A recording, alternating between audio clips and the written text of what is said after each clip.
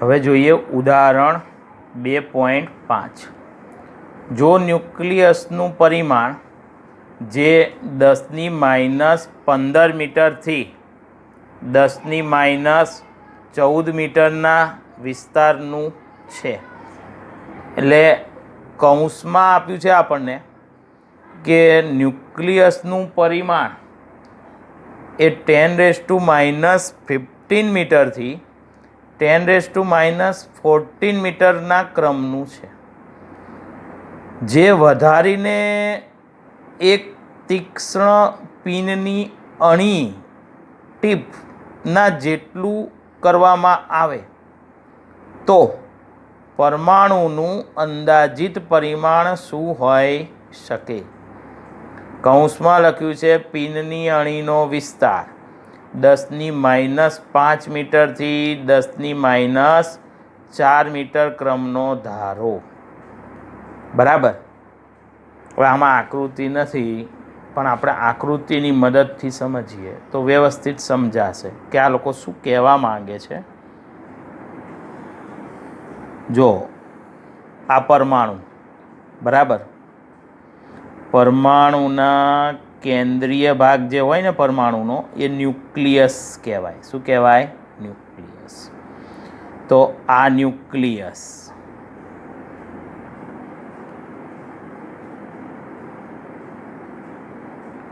અને આ શું છે? પરમાણુ.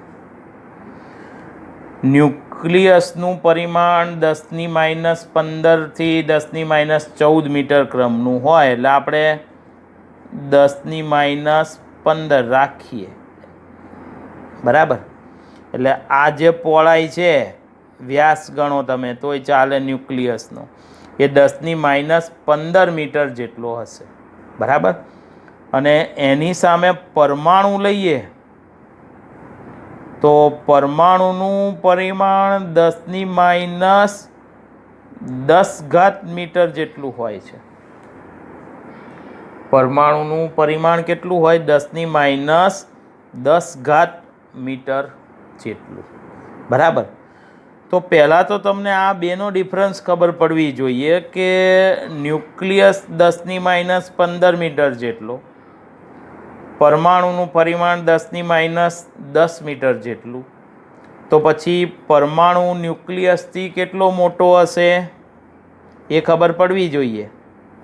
તો પરમાણુનું પરિમાણ એ ન્યુક્લિયસથી 10⁻5 ગણું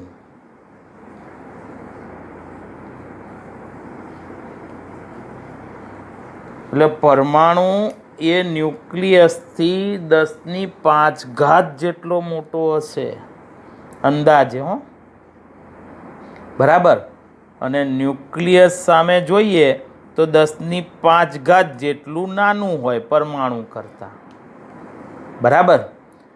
આપણને ખબર છે દરેક પદાર્થ અણુ અને પરમાણુઓનો બનેલો હોય.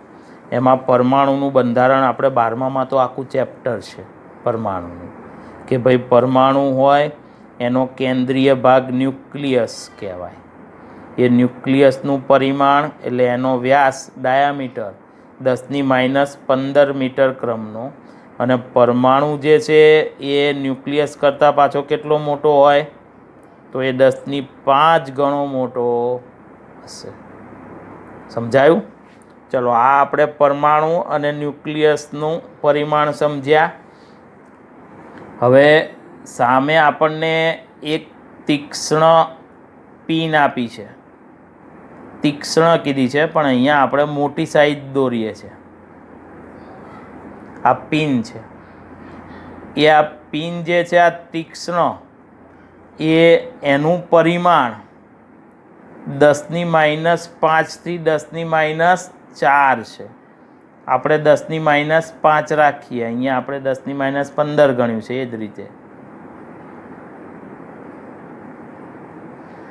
બરાબર. આ જે પિન છે એની ટોચ, એની અણી, એનો વિસ્તાર કેટલો? 10⁻5 મીટર ક્રમનો. બરાબર. હવે રકમ જુઓ પાછી. રકમમાં તમને એવું કીધું છે કે આ ન્યુક્લિયસનું પરિમાણ વધારીને પિન જેટલું કરવામાં આવે. આ ધ્યાનથી સમજો. ન્યુક્લિયસ છે એનું પરિમાણ 10⁻15 છે અને વધારીને કેટલું કરવાનું? 10⁻5. એટલે ન્યુક્લિયસનું પરિમાણ 10⁻15 મીટરથી કેટલું કરવાનું કીધું? પિન જેટલું, એટલે 10⁻5 મીટર ક્રમનું કરવાનું છે. 10⁻15 થી 10⁻5 કરવા માટે કેટલું વધારવું પડે? 10⁻15 મીટર પરિમાણ છે ન્યુક્લિયસનું અને કરવું છે 10⁻5. કેટલું વધારવું પડે? તો એ માટે તમારે 10⁻10 મીટર પરિમાણ શું કરવું પડે? વધારવું પડે. કોનું? ન્યુક્લિયસનું. કોનું પરિમાણ વધારવું પડે? આટલું ન્યુક્લિયસનું. તો ન્યુક્લિયસનું પરિમાણ આટલું વધારો એટલે કોના જેટલું થાય? પિન જેટલું થાય. જો આમ થઈ ગયું ને, 10⁻15 અને કેટલું વધાર્યું? 10⁻10. તો કેટલો જવાબ આવે? 10⁻5 મીટર ક્રમ થઈ ગયું. અને 10⁻5 મીટર ક્રમ એ કયું છે? પિનની અણી. તો તમારે જો ન્યુક્લિયસનું પરિમાણ પિનની અણી જેટલું કરવું હોય તો એને 10⁻10 જેટલું વધારવું પડે. ચલો વધારી નાખ્યું. ન્યુક્લિયસનું પરિમાણ પિનની અણી જેટલું કરવા માટે આપણે કેટલું વધારવું પડ્યું? 10⁻10 વધાર્યું. બરાબર. પણ વિચારો, ન્યુક્લિયસનું પરિમાણ 10⁻10 વધે એટલે સામે પરમાણુનું પરિમાણ 10⁻10 નહીં વધવાનું? કેમ કે પરમાણુનું પરિમાણ 10⁻10, ન્યુક્લિયસનું 10⁻15. ન્યુક્લિયસને તમે 10⁻10 જેટલો મોટો કરો તો સામે પરમાણુ પણ કેટલો મોટો થાય? 10⁻10 જેટલો. તો હવે વિચારો કે પરમાણુનું પરિમાણ 10⁻10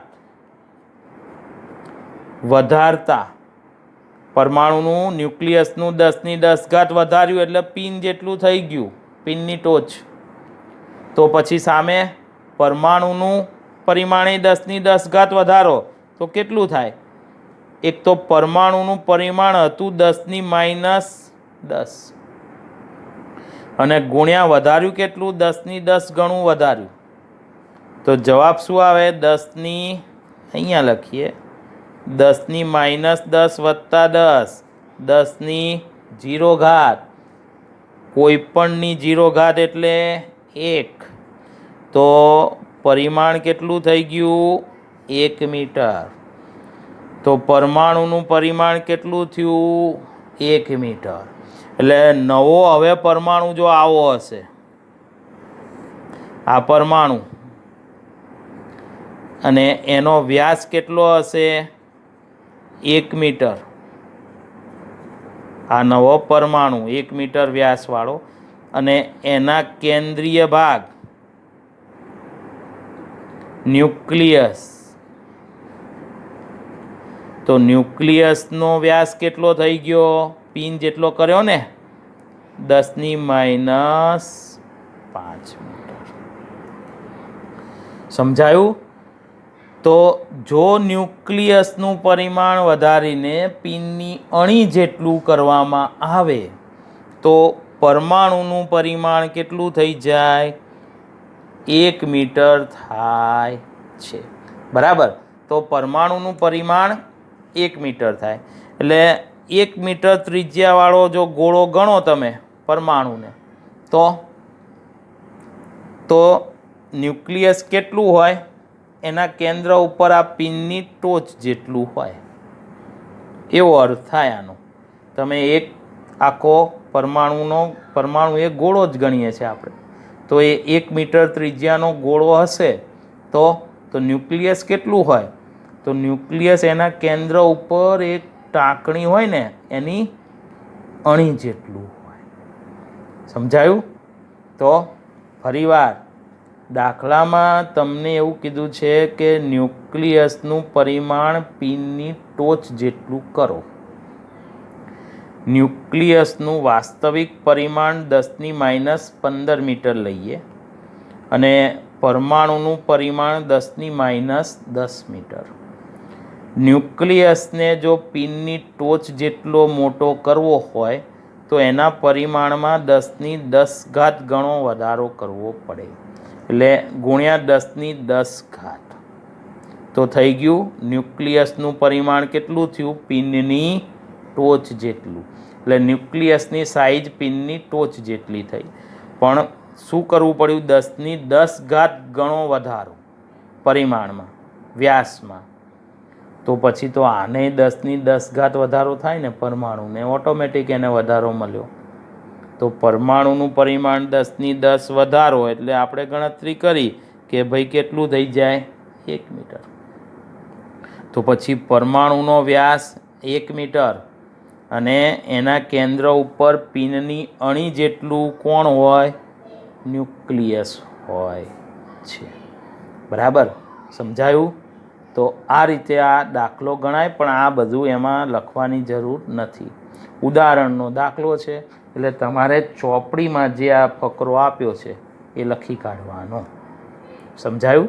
બરાબર? ચોપડીમાં આપ્યું છે એ પ્રમાણે લખવાનું. આ તો મેં તમને સમજાવવા માટે આ બધી આકૃતિઓને દોરીને આપ્યું છે. બરાબર?